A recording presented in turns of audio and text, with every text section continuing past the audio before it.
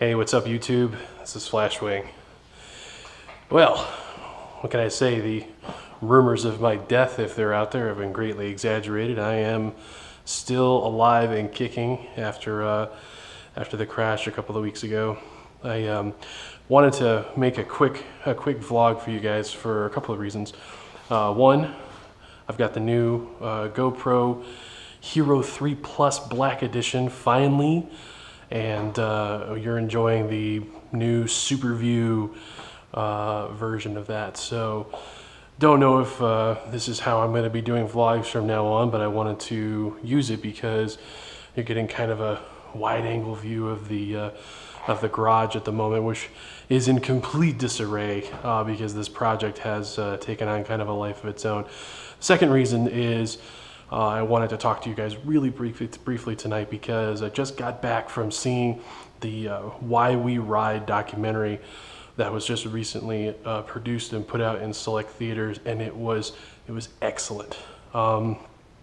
Very inspirational, and it came at a really good time for me, not because I'm having any kind of doubts or anything like that, but it just sort of reinforces a few things that have been kind of going through my mind over the past couple of weeks. I would give you some updates about the crash. Good news, everything that was damaged with the bike was either bolt-on or cosmetic.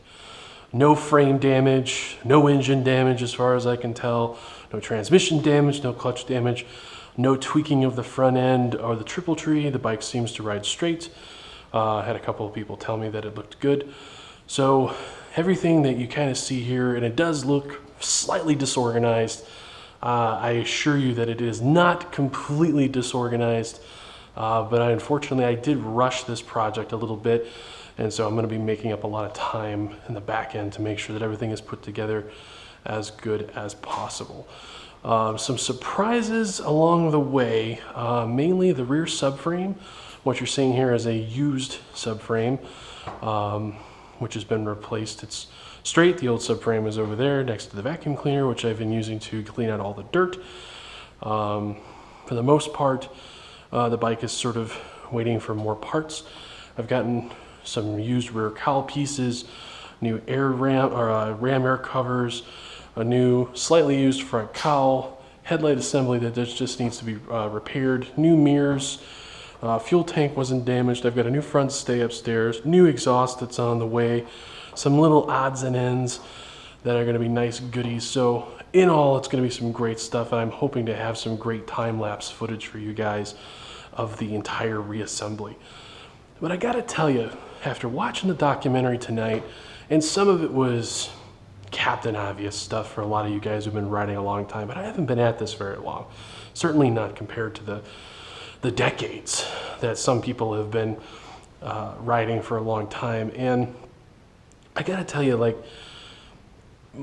my beautiful RX-8, which I love dearly, has suffered similar fates as the bike in terms of catastrophic failure, massive amounts of money to fix, and I didn't attack that project with the same kind of passion that I've attacked this project.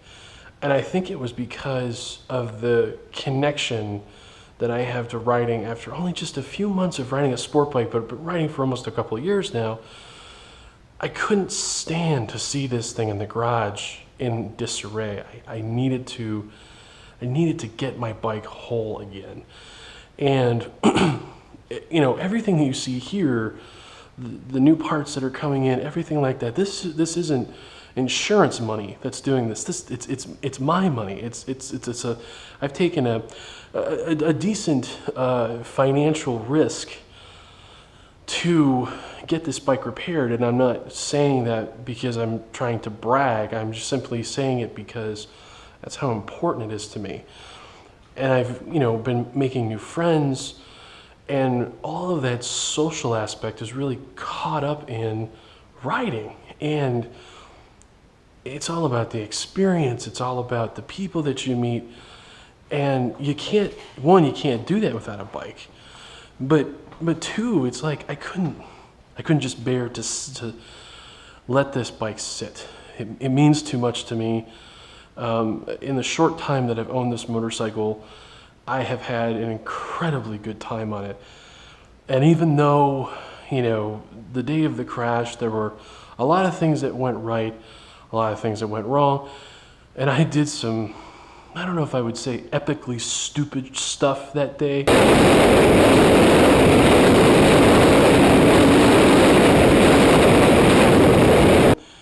I mention all of this because these were kind of things that they touched on in the documentary. Everybody talking about, what makes, bikes, what attracts them to bikes. And for some people it was the family connection. For some people it was doing something that's never been done before. Other people it was the exhilaration and the tradition and the history. But, and again, for some of you guys who have subscribed to my channel and have been riding for a long time, a lot of this is probably second nature. But for people like me, it's still really new. And I think what was great about that film was the fact that I got a glimpse of all of the things that I have yet to experience, all of the things that I have yet to do, and this amazing notion that there's all this stuff that I still have yet to look forward to, and you don't quite get that with a car. I mean, you can, but there's a certain connection with a bike that goes deeper than it is being behind the wheel. And I'm not saying that I don't like cars as much as I used to. It's different. The thing is too, is riding a bike really teaches you a lot about yourself. All different types of examples, but okay, I just in my own personal circumstance, I went down. I laid the bike down and I crashed and I'm hurt. I mean, I had incredible shooting pain in my right shoulder and my back right hip. And I was okay. I mean, all my limbs were attached. I wasn't dizzy. I didn't lose consciousness. I didn't have a concussion, but I hurt. And of course, the bike is banged up, and the first thing we're doing is checking the bike to make sure it's okay. And it's like, well, man, your front master cylinder's got a crack. You're leaking brake fluid, and we're in the middle of nowhere. And it's like, what do I do? I mean, thankfully I had people around me. I didn't crash by myself. But there's all this opportunity to give up. There's all this opportunity to just say, oh, well, that's it. I'm done with this, and I can't. There's nothing I can do. I'm hurt. I quit. I could have called for an ambulance. I had friends of mine who were upset that I didn't call them, and for any of them watching this video, I do apologize. I do tend to be stubborn, and all I can say in regards to that stubbornness is the last time I was stubborn, this thing caught fire. That's a story for another day. So my stubbornness has gotten me into trouble before, but there was every opportunity for me to quit. I didn't. I got right back on it, and I rode it. I didn't really have much of a choice in my eyes, but there was plenty of opportunity to quit, and I didn't quit, and I'm not gonna quit. In fact, I've been more energized than I think I was before. I'm more energetic to get back on the bike. And we did get the front brakes fixed. We got the front master cylinder fixed. It wasn't cracked, it was loose. And I rode the bike home. I was in an incredible pain. Getting on and off the bike, it was very painful. But once I was on the bike, I was okay. I would have rode myself to the hospital, but I was afraid that once I left, I wouldn't be able to get back on the bike. And the most important thing was getting it back home. Point is that it's not about me. It's just about my experience. And I think that's where this channel is going. I don't know. I'm not particularly entertaining. I can be funny, but this is all kind of serious to me. It's not a joke.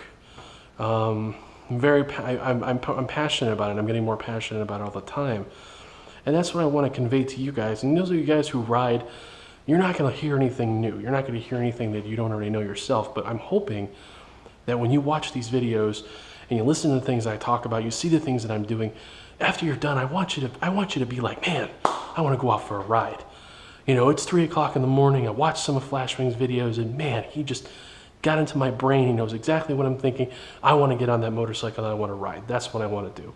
And for those of you who don't ride or thinking about riding, I don't even care if you're not thinking about riding. I'm telling you, you can do it. I can do it. You can do it. Doesn't mean you have to get a 1000. Doesn't mean you have to get a sport bike. Just means you need to do it. Experience it. Get out and live your life. I know that, you know, there are people who care about me, that are worried about me, and that they hate the fact that I ride motorcycles, but I've just never been the kind of person to sit and just wither away. I'm going to live my life. I'm going to do something unique and different, but yet, you know, something that has tradition, something that has history. I'm starting to understand what it is that I want to bring to this channel, what it is that those of you who watch, I'm trying to, you know, deliver to you guys. And that's been slowly evolving as I kind of figure out what it is I want to talk about, the kinds of things I want to showcase to you guys. Yeah, I kind of want to do it all, and I'm gonna touch on a bunch of stuff as time goes on that's gonna be similar to stuff that you see other places, but I'm gonna try above all and bring you that inspiration. I want to, you know, when I'm on this bike, I want you guys to be there with me on this bike, because, you know, that's the greatest amount of inspiration that I can bring, is that you can do these things. You can ride. You can go fast. You can be skilled, and your inputs and your involvement in the machine are beyond anything that you can do, beyond, I think, any other sport. You know, so I mean, but I understand people are passionate about music, people are passionate about art, people are passionate about history or literature, and those things are great. This is the kind of thing that I'm passionate about, and I'm passionate about this. I mean, I'm getting my hands into the bike now, and I was worried that by tearing the bike apart and replacing things and getting down into the motor, that it would ruin the magic. It would ruin the, you know, mystery of the bike. But I don't feel that way.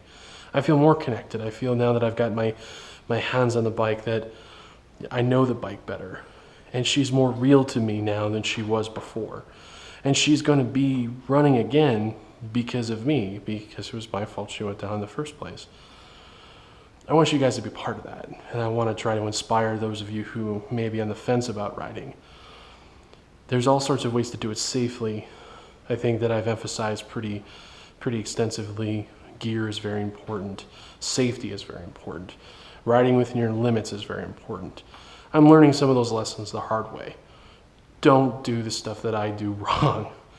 But above all, I want you guys to be inspired. And if you're not inspired, tell me. Tell me that I'm not reaching you.